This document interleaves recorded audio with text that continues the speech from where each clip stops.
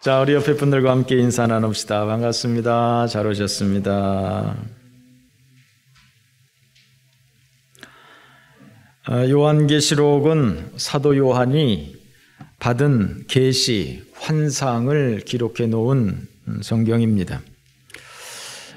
요한이 몇 차례에 걸쳐서 환상을 본 것을 정리를 해 놓은 것인데, 첫 번째 본 환상은 7교회에 대한 환상이었습니다. 1장에서부터 3장까지에 기록된 에베소 서머나를 비롯한 7교회의 환상이었습니다. 두 번째 환상은 지금 4장에서부터 계속 진행 중에 있습니다. 천상교회의 모습, 하나님과 하나님의 보좌, 네 생물과 24장로, 둘러선 수많은 천군 천사들, 그리고 하나님의 보좌 앞에 나타난 죽임당한 어린 양, 하나님의 오른손에 있는 7 인봉된 두루마리, 그리고 그 두루마리를 받는 죽임당한 어린 양, 그 두루마리를 받을 때 둘러선 모든 사람들이 죽임당한 어린 양을 찬송하는 그런 모습들이 4장 5장에 기록이 되어 있고, 그리고 드디어 죽임당한 어린 양이 하나님으로부터 받은 그 7 인봉된 그 두루마리를 하나씩 떼는 장면이 6장에서부터 계속되고 있습니다. 그래서 7 인봉이 되어 있는데 6장에서는 첫 번째부터 6번째 인을 떼는 장면이 기록이 되어 있었습니다. 그래서 흰 말이 나오고 붉은 말이 나오고 검은 말이 나오고 청황색 말이 나오고, 또 제단 아래 죽임당한 영혼들이 나오고, 또 재앙을 피하기 위해서 도망가는 사람들이 나오고, 이런 모습들이 첫 번째부터 6번째 인까지의 내용이었습니다. 그런데 사실 이제 7번째 인 하나밖에 남지 않았습니다만, 사실은 첫 번째부터 6번째 인까지가 서론 부분에 해당할 수 있습니다. 그리고 7번째 인이 본격적인 이 재앙의 시작이 될 수 있습니다. 그래서 이 7번째 인을 떼기 전에 본격적인 하나님의 심판, 재앙이 임하기 전에 먼저 하나님의 백성들이 들어가게 될 그 하나님의 나라의 모습을 7장에서 보여주셨습니다. 그래서 바람을 붙잡고 있는 4명의 천사와, 그리고 또 다른 천사가 나타나서 14만 4천 명에게 하나님의 인을 치는 모습들, 그리고 흰옷을 입고 찬송하는 수많은 무리들, 그리고 그들을 하나님께서 인도하시는 모습들, 이런 것들이 7장에 기록이 되어 있죠. 그래서 이제 그런 것들이 다 지나가고 8장 오늘 본문에서는 드디어 마지막 7번째 인을 떼는 장면입니다. 그런데 이 마지막 7번째 인을 떼는데 사실은 마지막이 아니라 이제는 본격적인 재앙의 시작이 되는 것이죠. 제가 이렇게 요한계시록을 강의를 하고 있는데 제가 요한계시록을 잘 알아서 하는 건 아닙니다. 저도 이 요한계시록을 읽어보면 이게 도대체 뭔 말인지 잘 모르는 부분들이 너무 많이 있습니다. 사실은 어떤 의미에서는 요한계시록을 자신 있게 강의한다고 하는 사람이 오히려 더 위험할 수 있습니다. 아직 이 계시가 풀리지 않은 거기 때문에 이게 이거다 저거다라고 말하는 것은 잘못 속단일 경우가 있는 것이죠. 그러나 저는 여러분들이 이 계시록을 이해하기에 크게 어긋나지 않도록 대략의 윤곽 정도를 알게 하는 것, 그리고 이 시대적인 상황들을 조금이라도 이해시키는 것이 저의 목적이라고 할 수가 있습니다. 그러므로 요한계시록 이 시대에 여러분들이 집에 가서 늘 이렇게 묵상하시면서 저와 함께 이 요한계시록을 공부해 나가시면 참 좋겠습니다. 자, 먼저 1절, 2절 말씀 우리 같이 한번 봉독해 보겠습니다. 시작. 계실 때 하늘이 반 시간쯤 고요하더니 내가 보매 하나님의 앞에 7 천사가 서 있어 7 나팔을 받았더라. 네, 7번째 인을 떼는데 반 시간쯤 고요했다라고 말하고 있어요. 그야말로 폭풍전야, 뭔가 모르는 적막함, 그런 상황이 있었다는 거예요. 드디어 이제 그 적막을 깨고 7 천사가 7 나팔을 받게 되는 것이죠. 제가 첫 시간에 말씀을 드린 것처럼 러시아의 전통적인 인형 마트로시카처럼 7 재앙의 마지막 7번째 인을 떼니까 7 나팔 재앙이 이제 시작이 되는 것이죠. 7 천사가 7 나팔을 불어서 재앙을 내리기 전에 또 잠깐 한 가지의 행사 혹은 예식 혹은 장면들이 있는 것을 보게 됩니다. 자, 3절 4절 다 같이 한번 읽어보겠습니다. 시작. 다른 천사가 와서 제단 곁에 서서 금향로를 가지고 많은 향을 받았으니 이는 모든 성도의 기도와 합하여 보좌 앞 금제단에 드리고자 함이라. 향연이 성도의 기도와 함께 천사의 손으로부터 하나님 앞으로 올라가는지라. 네, 7 천사가 7 나팔을 받았습니다. 그런데 또 다른 천사가 나타난 거예요. 그래서 제단 곁에서 금향로를 들고 있는 거예요. 이 금향로를 가지고 이제 하나님의 제단 보좌 앞에 있는 제단에 이 금향로를 가져다 드리는 것이죠. 그런데 이 금향로를 드릴 때 성도들의 기도와 함께 그 향연이 하나님께 올라가고 있는 상황입니다. 7 나팔 재앙이 임하기 전에 성도들의 기도와 함께 그 향로의 향연이 하나님 앞에 드리워지고 있는 것이죠. 향로만 드리는 것이 아니라 성도들의 기도와 함께 그 향연이 하나님 앞에 드리워지고 있는 것이죠. 무슨 말이냐면 하나님의 나팔 재앙과 성도들의 기도, 성도들의 기도와 합하여 지금 하나님의 제단에 드리워지고 그리고 나서 이 나팔 재앙이 시작이 되어지는 이런 모습인 것이죠. 무슨 기도일까요? 기도는 우리가 다 늘 하시지 않습니까? 그러나 이런저런 그런 하나님 이거 주세요 저거 주세요 하는 그런 기도를 가지고 하나님 앞에 올려져서 그것이 나팔 재앙으로 이어지는 그것하고는 좀 내용이 좀 다를 것 같아요. 여러 가지 기도들 중에서 지금 이 나팔 재앙이 임하기 전에 하나님 앞에 향연과 함께 올라가는 성도의 기도는 무슨 기도가 드려질까요? 우리가 잘 알고 있는 것처럼 마태복음 6장 9절에는 주님이 가르쳐 주신 기도가 나오죠. 주님이 가르쳐 주신 기도, 너희는 이렇게 기도하라 하면서 하늘에 계신 우리 아버지여 이름이 거룩히 여김을 받으시오며 나라의 임하옵시며 뜻이 하늘에서 이루어진 것 같이 땅에서도 이루어지이다. 하나님의 뜻이 이 땅에서도 이루어지게 하옵소서. 하나님의 뜻이 하늘에서 이루어졌는데 이 땅에서도 하나님의 뜻이 이루어지게 하옵소서. 이러한 기도가 올라가지 않았겠나. 또한 마태복음 6장 33절 말씀 우리가 잘 알고 있는 것처럼 너희는 먼저 그의 나라와 그의 의를 구하라. 그리하면 이 모든 것을 너희에게 더하시리라 말씀하지 않았습니까? 이 모든 것은 우리의 삶에 필요한 모든 것이고요.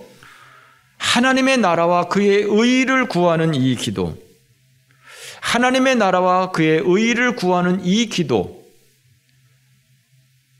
9절 10절에서 말한 것처럼 하나님의 뜻이 하늘에서 이룬 것 같이 땅에서도 이루어지이다 라고 하는 이러한 기도가 향연과 함께 하나님 앞에 드리워져서 그것이 하나님의 뜻이 이 땅에서 이루어지도록 나팔재앙으로 이루어지는 것이 아닐까 생각이 되어집니다. 그러므로 여러분, 성도들의 기도와 하나님의 심판, 하나님께서 하나님의 이 일을 하시는 데에 있어서 단독적으로 행하지 아니하시고 성도들의 기도를 통하여서 하나님의 나라가 이 땅에 이루어지게 하는 이 놀라운 일들, 그러므로 우리 성도들은 하나님의 나라를 위해서, 하나님의 나라가 이 땅에 임하기 위해서, 하나님의 뜻이 이 땅에 이루어지기 위해서 기도할 수 있는 주의 성도들이 되어지시기를 바랍니다. 하나님의 나라와 하나님의 의를 구하는 믿음의 성도 되어지시기를 바랍니다. 기도가 얼마나 소중한 것인지, 얼마나 중요한 것인지, 하나님의 뜻을 이루게 하는 이 기도인 것을 기억하고 정말 기도하는 믿음의 성도들 되어지시기를 바랍니다. 5절 다 같이 읽어봅니다. 시작. 담아다가 땅에 쏟음에 우레와 음성과 번개와 지진이 나더라. 아멘. 천사가 그 향로를 가지고 하나님 앞에 드리고 성도의 기도 함께 드리고, 그리고 그 향로에다가 제단에 있는 불을 담았다고 그랬습니다. 제단에 있는 불을 담아다가 그것을 땅에다가 쏟아놨다는 거예요. 땅에다가 쏟으니까 우레와 음성과 번개와 지진이 났다라고 하는 거예요. 이것은 바로 7 나팔 재앙의 시작을 알리는 것이죠.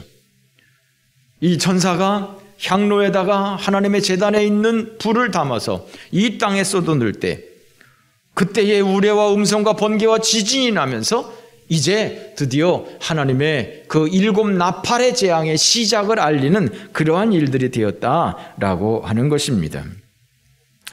아직 나팔 재앙이 임하기도 전에 벌써 그 시작을 알리는 퍼포먼스, 그것을 통해서도 우리는 이 하나님의 존재, 하나님의 이 권능, 하나님의 이 위엄, 이것을 우리는 능히 짐작하고도 남는 것이죠. 그야말로 모든 사람들의 길을 딱 죽일 수 있는 그런 하나님의 권위, 아주 그 위엄 있는 그런 모습을 이것으로 보일 수 있는 것입니다. 마태복음 24장 30절 말씀에 보면 예수님께서 예수님의 제자들에게 마지막 시대에 대한 이야기를 하셨죠. 그때의 인자의 징조가 하늘에서 보이겠고 그때의 땅의 모든 족속이 통곡하며 그들이 인자가 구름을 타고 능력과 큰 영광으로 오는 것을 보리라. 그가 큰 나팔 소리와 함께 천사들을 보내리니 그들이 그의 택하신 자들을 하늘 이 끝에서 저 끝까지 사방에서 모으리라. 예수님이 제자들에게 하신 말씀이에요.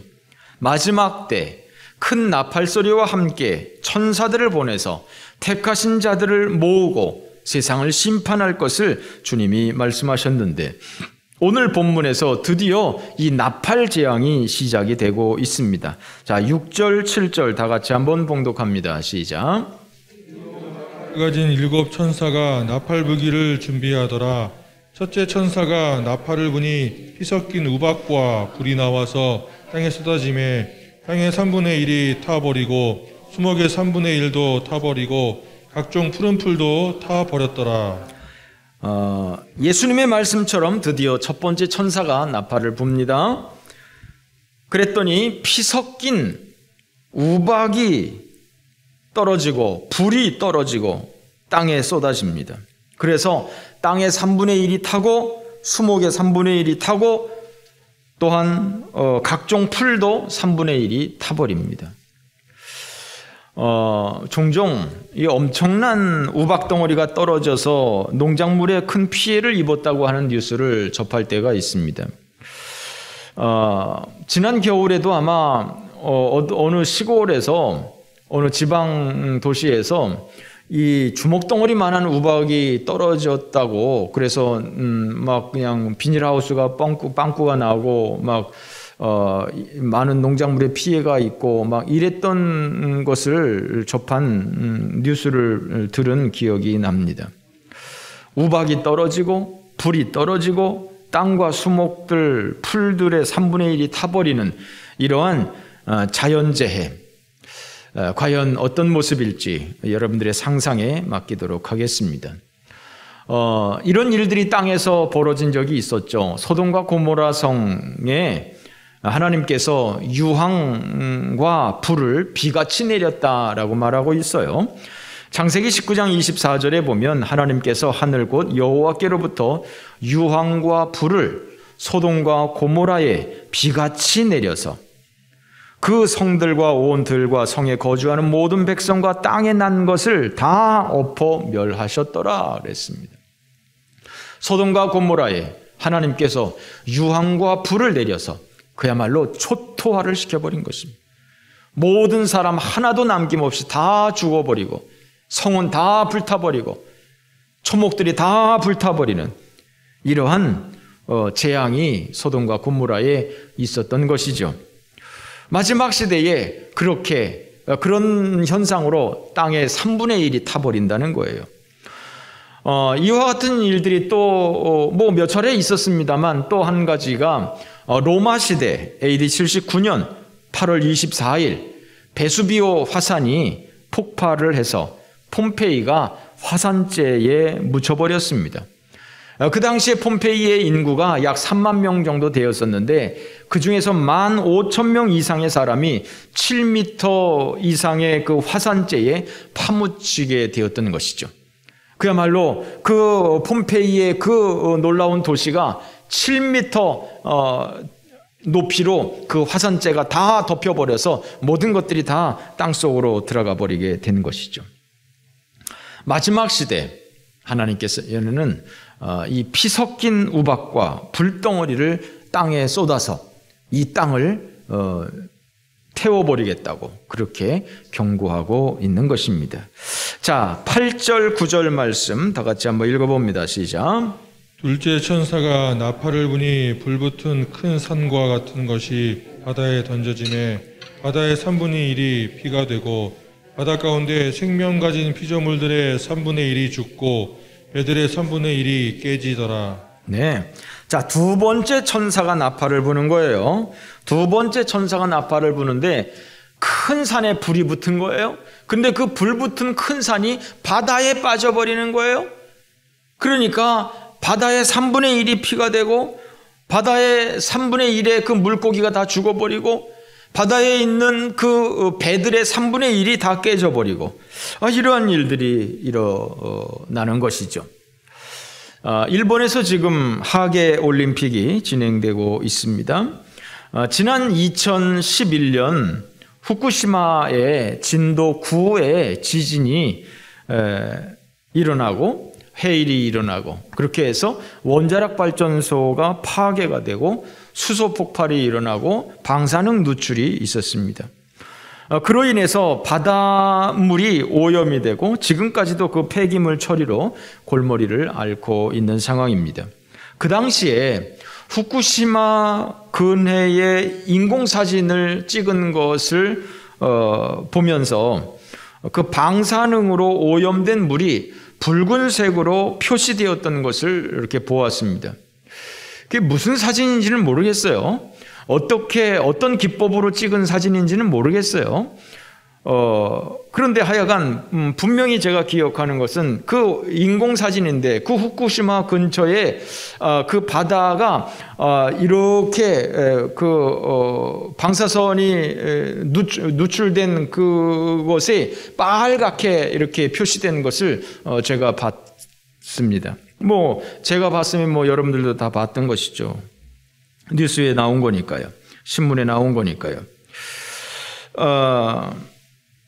이 원자력 발전소는 많은 열을 발생하기 때문에 바다 근처에 세워서 바닷물을 끌어들여서 그것을 열을 식혀주어야 한다고 합니다. 현대 사회에서 없어서는 안 되는 것이 전기이죠. 전기를 만들어내는 데 있어서 가장 안전하고 가장 효율적이고 가장 저비용으로 전기를 생산할 수 있는 것이 원자력이라고 합니다. 세계 여러 나라가 원자력을 사용하고 있고요. 우리나라는 원자력 발전소 수출 국가이기도 하죠. 일본에 있는 원자력의 그 방식보다도 우리나라 원전이 훨씬 더 안전하고 훨씬 더 좋은 구조라고 합니다. 지금 우리나라 정부에서는 탈원전 정책을 사용하고 있습니다만 그래도 전 세계적으로는 원전을 선호하고 있는 그런 상황입니다. 그러나 후쿠시마 대지진과 같은 그러한 지진과 쓰나미 등이 거대하게 밀려온다면 이 원전은 다 바다 근처에 있기 때문에 원전이 파괴될 위험성은 희박하게나마 있는 것이죠.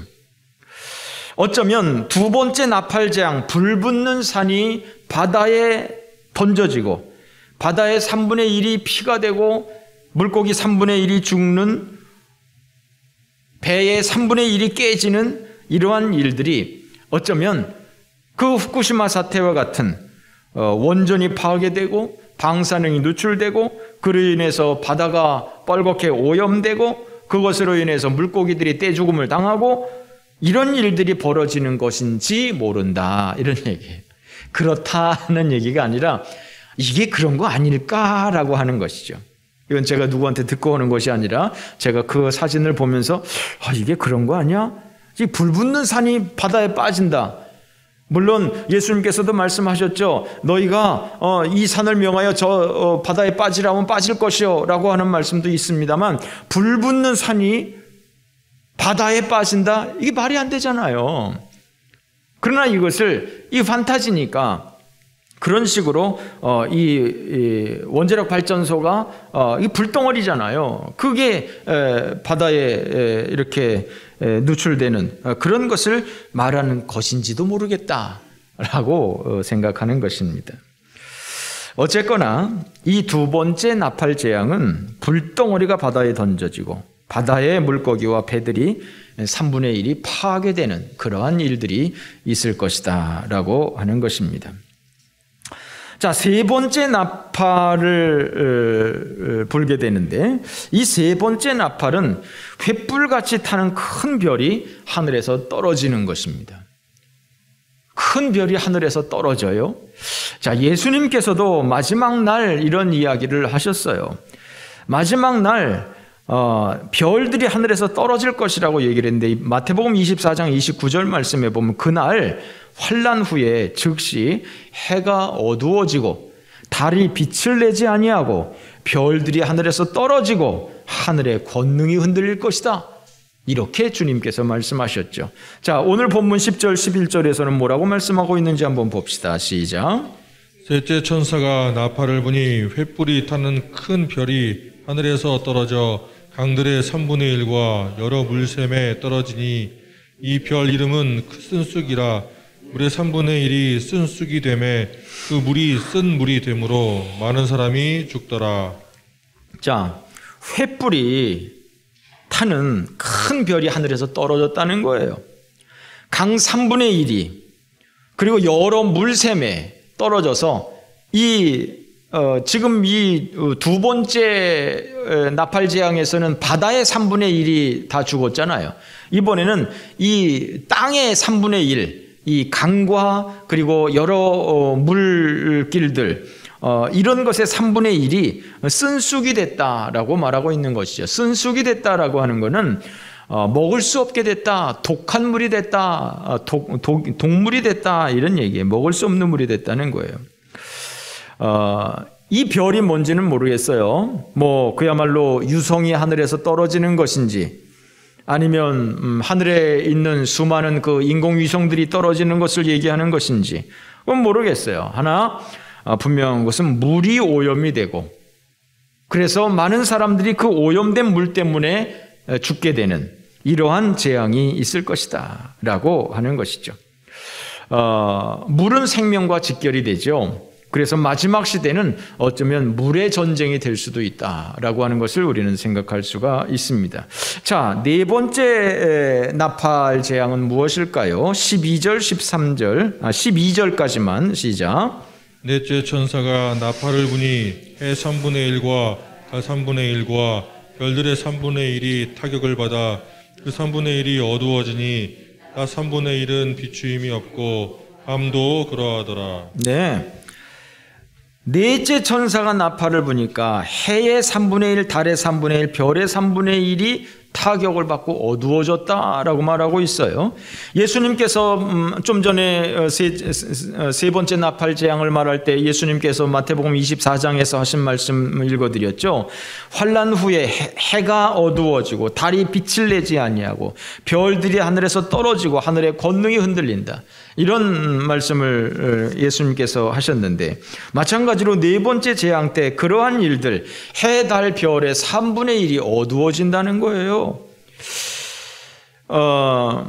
과연 이런 것들이 무엇인지, 과연 어떻게 이런 일들이 나타날 것인지, 정말 해가 3분의 1이 어두워지면 늘 이렇게 밝은 태양이 없고 그냥 태양이 다 그냥 죽은 모습으로 다 이렇게 검어진 모습으로 나타나는 것인지 모르겠습니다.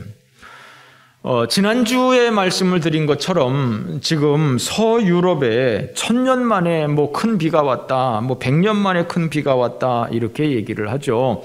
14일에서 15일까지 독일과 벨기에, 네덜란드, 룩셈부르크 이런 지역에 아주 폭우가 내렸다는 것이죠. 24시간 동안에 자그마치 한 달 동안에 내려야 할 비가 24시간 하루 동안에 다 내렸다는 것이죠. 어떤 곳에서는 24시간 동안에 이 쾰른 지역에서는 154mm,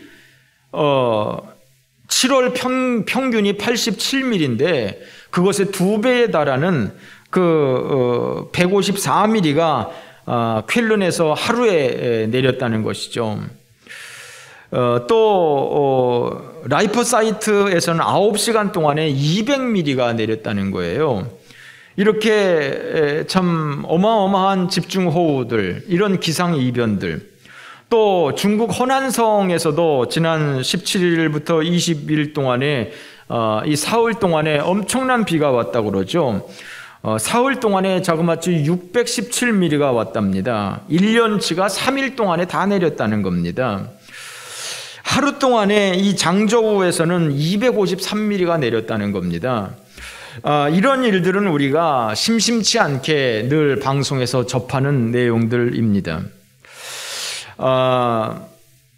여러분, 이런 나팔 재앙이 눈에 그려지시는지 모르겠습니다. 제가 다시 한번 이 상황을 설명을 할 테니까 여러분들이 한번 상상의 나래를 펴서 그게 지금 어떤 사도 요한이 지금 무슨 환상을 어떻게 보았는지 하는 것들을 한번 살펴보세요.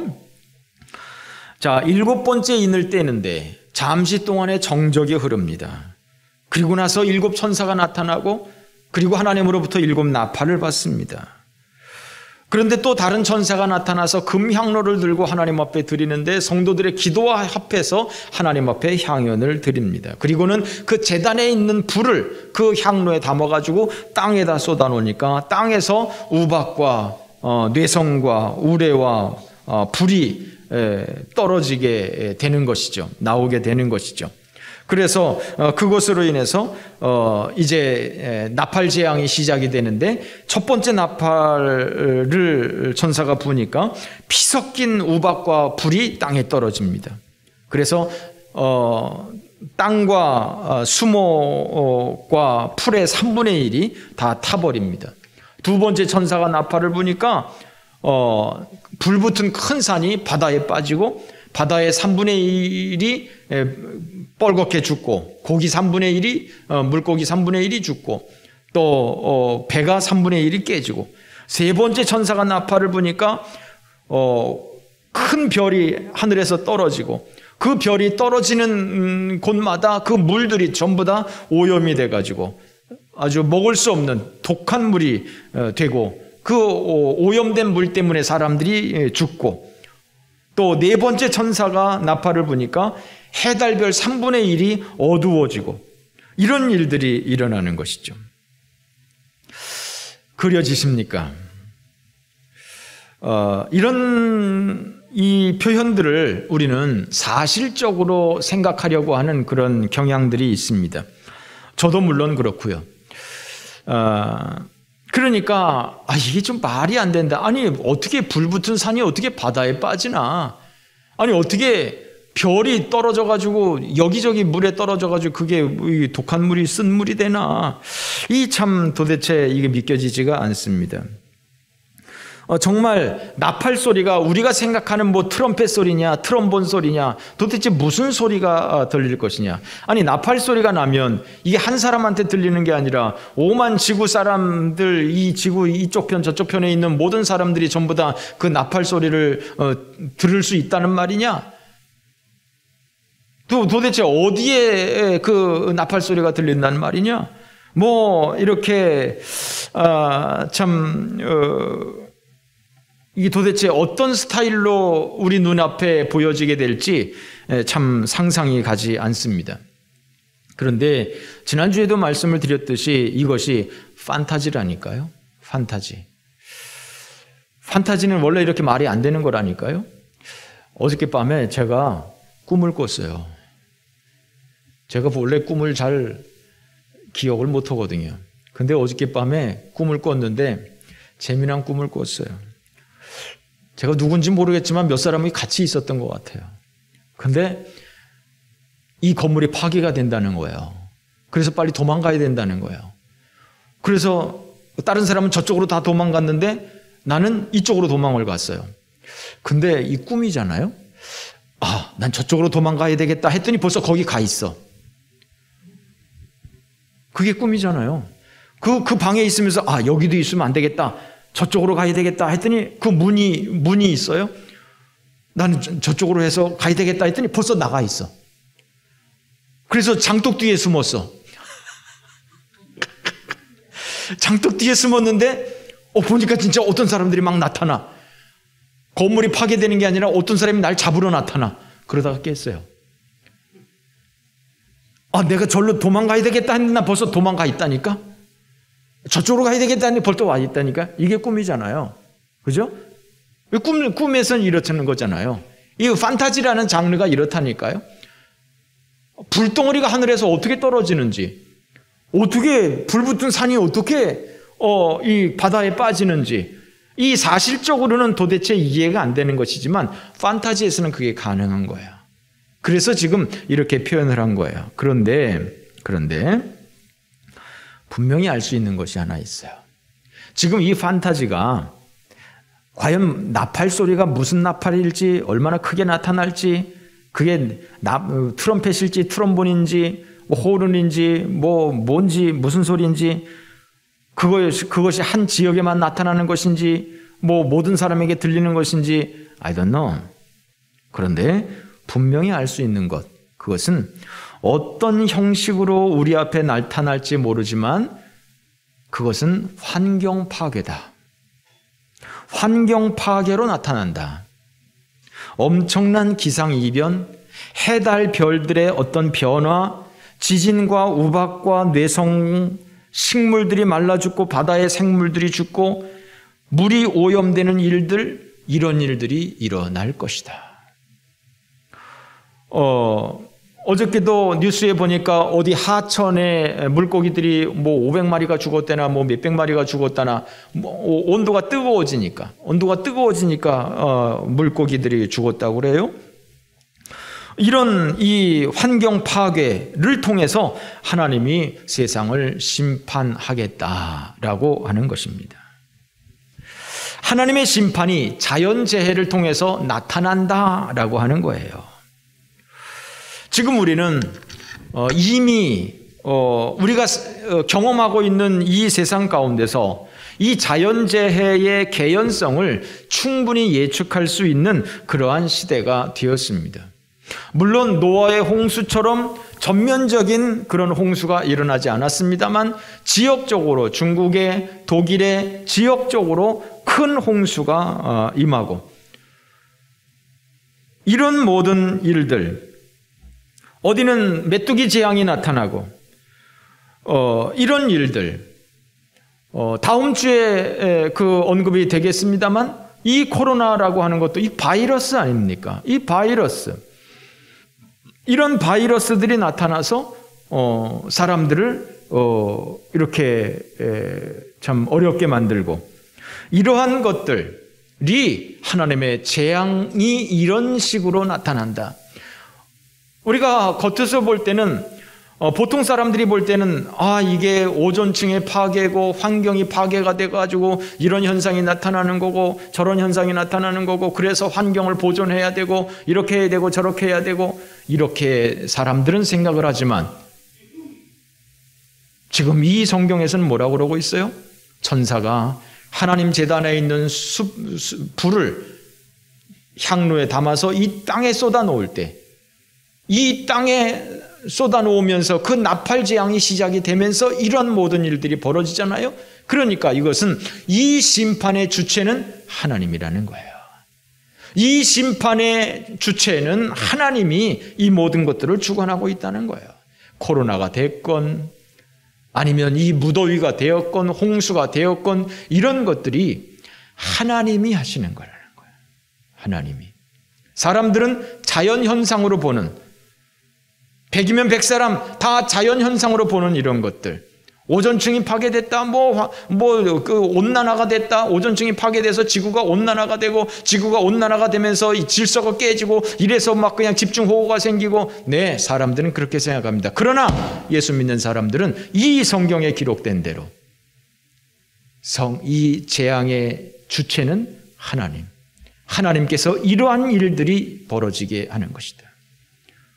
불붙은 산이 도대체 뭘 말하는 것인지, 그것이 바다에 던져진다는 것이 뭘 말하는 것인지, 바다의 3분의 1이 피가 되는 것이 도대체 뭘 말하는 것인지, 물샘 3분의 1이 쓴쑥이 되는 것이 뭘 의미하는 것인지 정확하게 우리가 알 수는 없지만 분명한 것은 물이 오염되는 거예요. 바다가 오염되는 거예요. 사람들이 살 수가 없는 거예요. 환경이 파괴되는 거예요. 정상적인 삶을 살지 못하는 거예요. 이것이 하나님의 심판이다. 하나님의 심판이 이런 식으로 나타나는 것이다 라고 하는 것입니다. 환경의 파괴로 인한 고통은 믿는 사람에게, 믿지 않는 사람에게 뿐만 아니라 믿는 사람에게도 나타나는 거예요. 홍수가 나면 예수 안 믿는 사람한테만 납니까? 40도가 넘나드는 이런 이 폭염이 믿지 않는 사람에게만 나타납니까? 믿는 사람에게도 나타나죠. 애굽에서 10가지의 재앙을 내릴 때 첫 번째, 두 번째, 세 번째 재앙까지는 이스라엘 사람들도 똑같이 당했어요. 그런데 네 번째 재앙부터는 하나님께서 이스라엘 사람들이 있는 고센 땅은 제외하고 애굽 사람들에게만 그 재앙이 임하게 했어요. 마찬가지로 이 환경의 파괴로 인한 고통은 온 세계 모든 사람들이, 예수 믿는 사람들까지도 포함해서 다 이런 고통을 당할 수가 있는 거예요. 이제 5번째 나팔 재앙에서는 14만 4천 명, 하나님의 인을 맞은 14만 4천 명은 제외하고 인을 맞지 않은 사람에게만 그 재앙이 임하는 것을 보게 됩니다. 말씀을 정리하면 이런 세상에 지금 우리가 경험하고 있는 이러한 기상이변, 이러한 환경 파괴, 이런 것들이 지금 하나님께서 이 말씀하시는 이것이 지금 우리 시대를 말하는 것인지, 아니면 지금 우리 시대가 당하고 있는 것은 이것은 맛보기다, 본격적으로 하나님께서 이 심판을 하실 날이 있을 것이다, 그때는 그야말로 지금 우리가 당하는 이 수준이 아니라 어마어마한 수준으로 나타날 것이다, 그것을 말하는 건지 I don't know. 그러나 분명히 하나님은 그런 식으로 자연재해를 통해서 하나님이 심판할 것이다 라고 하는 것을 우리는 염두에 두고 있어야 합니다.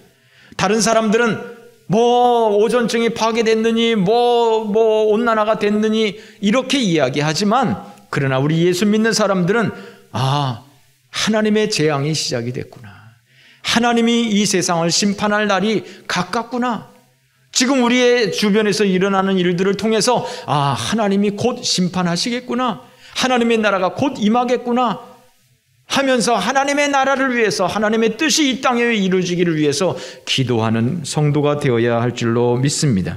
하나님 나라를 위해서 기도하는, 기도의 향연이 함께 하나님 앞에 올라가면서 이 모든 일들이 일어나는 것처럼 하나님께서 우리에게 요구하시는 것은 이 시대를 분별하면서, 우리가 지금 어떤 시대를 살아가고 있는지 이 시대를 분별하면서 생각해 보세요. 코로나로 인해서 지금 2년 가까운 이 시간 동안에 모든 세상이 올 스톱이 되어지는 이러한 일들을 우리가 겪어본 적이 있습니까? 그러면 우리는 어떻게 생각을 해야 됩니까? 하나님의 심판이 가까웠구나.